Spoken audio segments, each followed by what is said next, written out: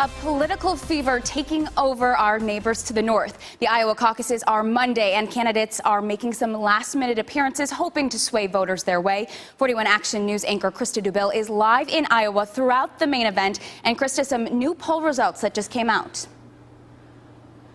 They just came out real quickly. I just heard JD talking about the weather, and there's two things for certain in Iowa. Everybody's paying attention to the weather, and everybody's paying attention to the Iowa caucuses fast approaching. These new poll numbers just came out. You're going to start seeing your nightly news and your network news starting to report these, but we were able to get them a little bit quicker than them because we were here in Des Moines where they were released. Here are the latest numbers. This poll done by the Des Moines Register typically predicts very closely to the turnout of the caucuses.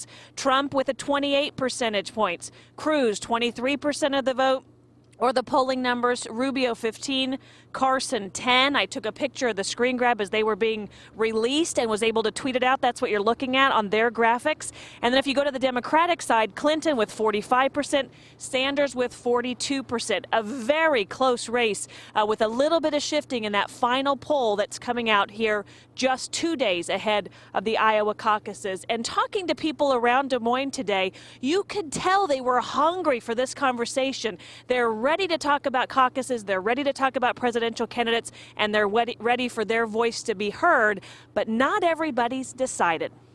Be right back for more coffee. At any time of day, any day of the week, Des Moines' Drake Diner is full of people looking for sustenance. But this time of year and the days leading up to the first presidential contest in the nation, there's a political appetite too, at least until people are full. Chances are really good that Martin O'Malley is not going to be viable. So then there'll be a grab between Sanders and the supporters. Hillary campaign. I don't answer it. If I don't recognize the number, I don't answer it. No, same with me anymore. I don't see how any intelligent person can really garner much of anything out of those ads. You know, it's just all the positioning and it lacks substance. You want to have someone who's running your country, somebody that you can absolutely trust what they say. Because anyone can go up to a podium and say whatever they want. And they do. You know, and like that's great, but like you have to be able to say it, not only what you believe in, but how you're going to be able to do it. As much as they love their political limelight, Iowans say the phone calls and commercials are starting to get old, kind of like expired leftovers.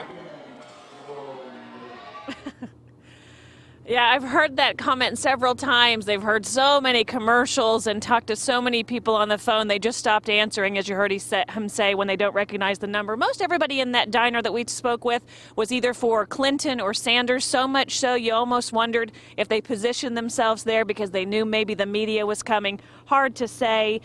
Candidates all over this state, you name it, they were in Iowa, almost all of them, sprinkled all throughout the state today. Tom Dempsey's been over on the eastern side of the state.